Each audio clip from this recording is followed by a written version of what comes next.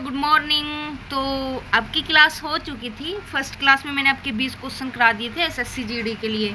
तो काफ़ी टाइम से आपकी क्लास नहीं आई दोस्तों, जॉब के साथ साथ कई बार नहीं हो पाता, बट अब मैं वादा करती हूँ आपसे रेगुलर आपके लिए क्लास लाऊंगी। जितनी मेरे से मेहनत होगी मैं आपके लिए करूँगी, बट आपको भी बस थोड़ा सा सपोर्ट करना है। पूरे मन से क्लास लेनी है, अंत तक लेनी है। अगर आप पूरे मन से मेरे साथ जुड़े रहोगे तो मैं गारंटी देती हूँ आपका 20 में से कम आप 17 क्वेश्चन तो करके आओगे। ये एसएससी जीडी के वो क्वेश्चन है जो लास्ट ईयर आए हुए हैं।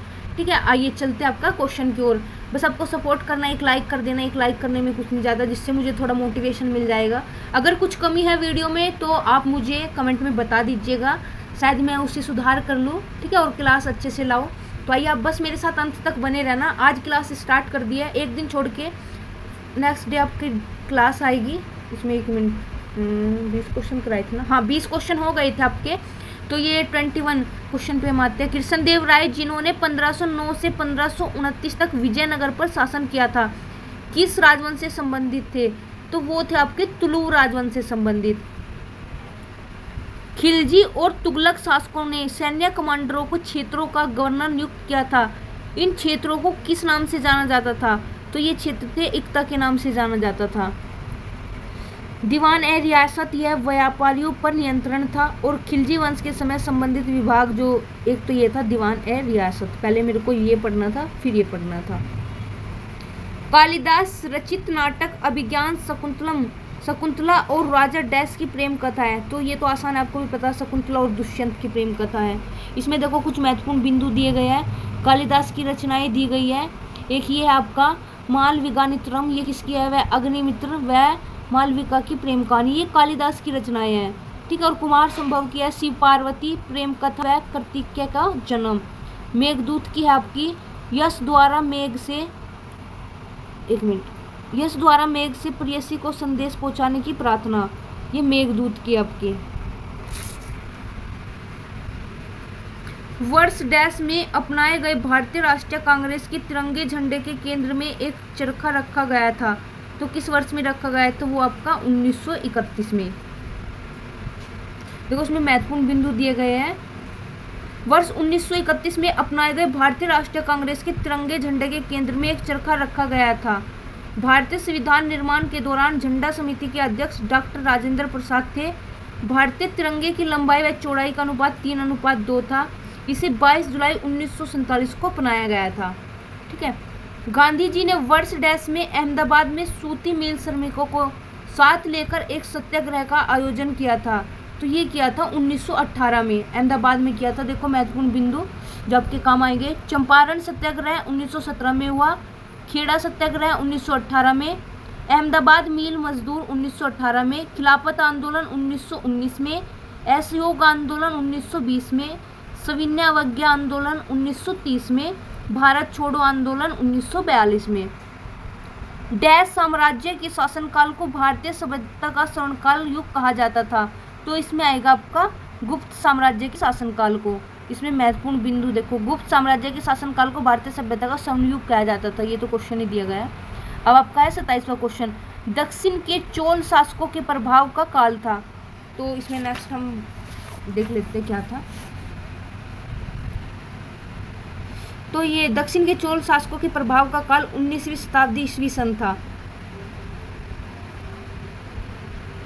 राजा मानसिंह तोमर ने डैश पर शासन किया था। ये बहुत ही इंपॉर्टेंट क्वेश्चन है, लगभग 2-3 बार रिपीट हो चुका है। दिल्ली पुलिस में भी आया था। राजा मानसिंह तोमर ने डैश पर शासन किया। तो ये किया था ग्वालियर पर।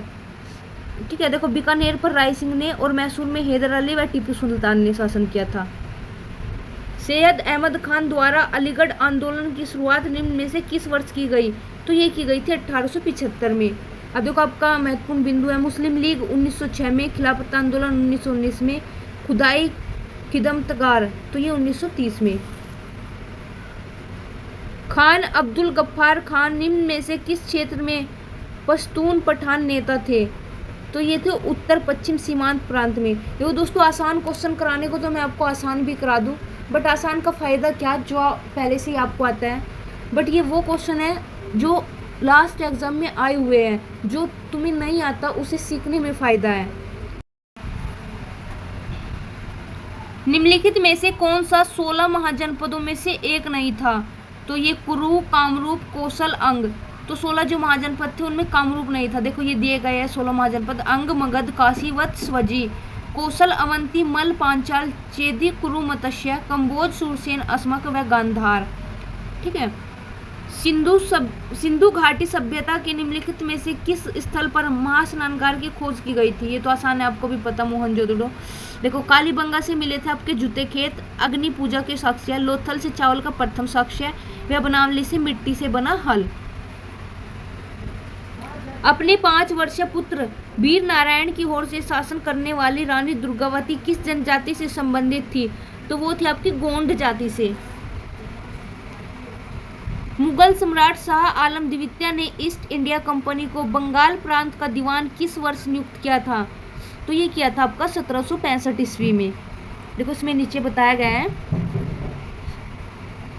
मुगल सम्राट शाह आलम द्वितीय ने ईस्ट इंडिया कंपनी को बंगाल का प्रांत दीवान 1765 ईस्वी में नियुक्त किया तथा 1764 के बक्सर के युद्ध में अंग्रेजों ने शाह आलम द्वितीय पर यह आपका सिराजुद्दौला को पराजित किया। बाबर ने निम्न में से किस वर्ष में दिल्ली के सुल्तान को हराकर दिल्ली और आगरा पर कब्जा कर लिया था? तो ये क्या था आपका 1526 ईस्वी में। देखो ये युद्ध दिए गया, पानीपत का प्रथम युद्ध हुआ था 1526 ईस्वी में, और खानवा का युद्ध हुआ था 1527 ईस्वी में, चंदेरी का युद्ध हुआ था 1528 ईस्वी में, और घाघरा का युद्ध हुआ था 1529 ईस्वी में। इसकी एक ट्रिक भी है, पानी पिया, खाना खाया, चल दिया घर को। तो ये याद रखना, पानीपत का युद्ध, खानवा का युद्ध, चंदेरी का युद्ध व घाघरा का युद्ध। और ये आ जाएगा आपका 26, 27, 28, 29। मौर्य साम्राज्य में तीर्थ यात्रियों पर लगाए जाने वाले कर का नाम इनमें से क्या था? तो वो था आपका यात्रा वेतन। देखो एक जजिया कर भी लगाया था जिसे फिर अकबर ने हटाया था। तो ऐसी मौर्य साम्राज्य में तीर्थ यात्रियों पर जो कर लगाया जाता था तो वो था आपका यात्रा वेतन। अलाउद्दीन खिलजी द्वारा लगाया गया खराज कर किसान की उपज के लगभग डैश के हिस्से के बराबर होता था? तो ये होता था 50% हिस्से के बराबर। भारतीय राष्ट्रीय कांग्रेस के पहले अधिवेशन का आयोजन मुंबई तत्कालीन मुंबई में व्योमेश चंद्र बनर्जी की अध्यक्षता में किया गया था। तो ये तो आसान है, आपको सभी को पता होगा। ये हुआ था दिसंबर 1885 ईस्वी में। देखो ये पे महत्वपूर्ण बिंदु दिए गए हैं। जो कांग्रेस का द्वितीय अधिवेशन हुआ था वो हुआ था 1886 ईस्वी में कलकत्ता में। ठीक है, और उसकी अध्यक्षता की थी दादा भाई नौरोजी ने। तृतीय अधिवेशन हुआ था 1887 में मद्रास में, उसकी अध्यक्षता की थी बदरुद्दीन तैयब जी ने। और जो चौथा अधिवेशन हुआ था 1888 ईस्वी में इलाहाबाद में, और उसकी अध्यक्षता की थी जॉर्ज यूल ने। निम्नलिखित में से कौन सा शब्द भारत में मंदिर स्थापत्य कला से संबंधित नहीं है? तो द्रविड़, वेशर, नागर। ये शैली तो है बट ये उर्ध्वकर शैली नहीं है। देखो भारत में मंदिर स्थापत्य कला की प्रमुख शैलियाँ है द्रविड़, नागर व वेशर। ठीक है, द्रविड़ पाते आपके दक्षिण में। हड़प्पा कालीन स्तर रंगपुर भारत के किस वर्तमान राज्य में स्थित है? तो रंगपुर तो आपको पता है गुजरात में है, कालीबंगन आपका राजस्थान में है, बनावली आपका हरियाणा में है, और धोलावीर आपका गुजरात में है। थैंक यू दोस्तों। तो 20 क्वेश्चन मैंने आपको करा दिए हैं, और इससे आगे जो 20 क्वेश्चन आएंगे वो नेक्स्ट क्लास में आ जाएंगे। अभी ये हिस्ट्री चल रही है, इसके बाद फिर पॉलिटिकल साइंस और जियोग्राफी के क्वेश्चन आएंगे रेगुलर, जो लास्ट ईयर आए हुए हैं।